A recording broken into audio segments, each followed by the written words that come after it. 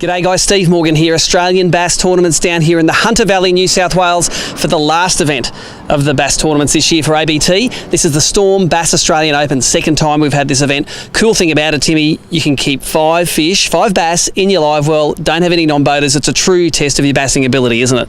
I think it's the pinnacle of the tournaments in Australia for bass fishing at the moment. Like last year I did fish it. I came out of retirement after about 4 or 5 years of not fishing comps and fished it, loved it, and we're sponsoring it. We're well behind it, and I think it's going to be a great weekend. Now we have nearly 50 boats fishing this event, one of the biggest bass tournaments we've had in recent years, and we've got an absolutely mountainous pile of cash to give away. It's 100% payback, so it's just under $25,000 in cash to give away, plus a whole heap of prizes. Well, prizes product that the guys get. So we're going to run through that in a while, but $10,000 for first place. I'm sure you can see your name on that check.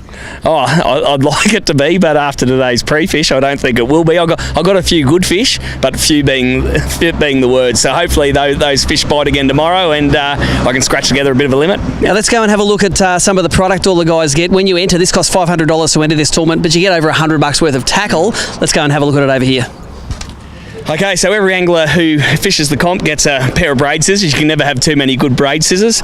We've got the Storm titanium spinner baits, so you can flex them right out. They'll come back in, never go out of shape. So a great spinner bait. Crankbaits, so Arashi deep crankbaits, so great for casting for bass, but also trolling as well. So a lot of the time on the practice days, I might throw a couple of lures out while you're sounding around. Gets to 10 foot on the cast, but on light line, 15 foot on the troll. So it's pretty good. So the search bait minnow, so great little, so it's a jig head that actually matched to the plastic. It's got a groove in the head that's already pre-holed, so even Simo could rig these up. You're kidding me? Nah, even Simo could do it. I saw him rigging some today, and it's a shocker. But then also you've got the resin heads, and they've got a rattle in them as well. So it's a little bit bigger head, but it's still very light. Great for fishing shallow weed edges where you don't want the lure to sink too quickly. Now, probably one of my favourite lures out at the moment, it's a little Rapala Jack Deep. So this is one of the lures. I had the prototype at Glenbawn Dam and went really well on. Gets down to 10 foot on the cast, suspends, and just perfect size to get those shut down fish to bite. Then coming into spring at Glenbawn, I love surface fishing, so there's a few fish out there to be caught on surface. So little Gamoku poppers, 6 centimetres, perfect size. That'll be a good one to throw on in the morning for the guys. Then also with the search baits, we've got some replacement jig heads, so you can rig standard plastics up on these as well. Because they're shaped to fit normal plastics, you just got to trim them up a little bit, but just for that finesse presentation. Then one of the products that went really well last year at the Storm Australian Open up at Cania was the Arashi spin baits. I've talked to a few of the guys down here. They've had some great success since then on these Arashi spin baits. So I suppose just another lipless lure, just puts a bit different sound in the water with those 2 metal blades. And of course, at the end of the day, after you get all this gear, you're going to need a clean up, aren't you? You're going to need a clean up, and also you're going to catch so many fish to get clean your hands from fish. So thanks, Timmy, for all the product the guys get. Let's talk to some of these anglers to see how their pre-fish went today. Yeah, I think it'll be pretty good. I don't know how big a bag you'll need, but I reckon if you can average over a kilo, you'll do all right. So, just the guys that get that, slightly bigger 1-2s, 1-3s, they're going to be up at the pointy end of the leaderboard.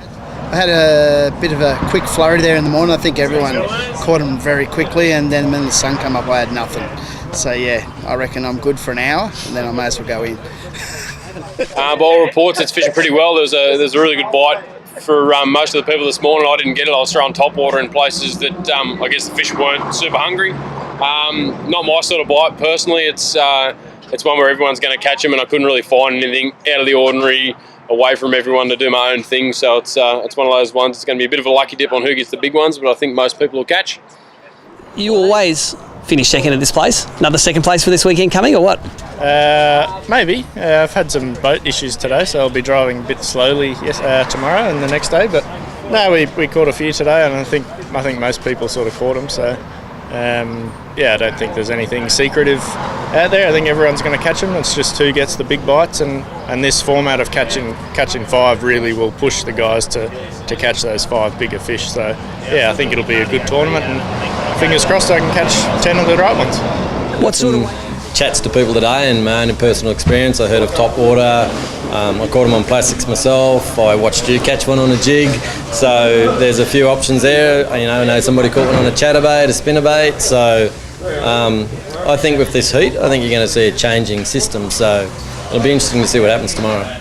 Today I found it a little bit difficult. So, but I was getting the bites, and that's a good starting point. So. I think the lake's just starting to fire as the water warms up, and I would be thinking you would want fish around that 1.2, so I would be thinking that if you haven't got 5.5 to 6 kilo as a minimum, you've got no chance.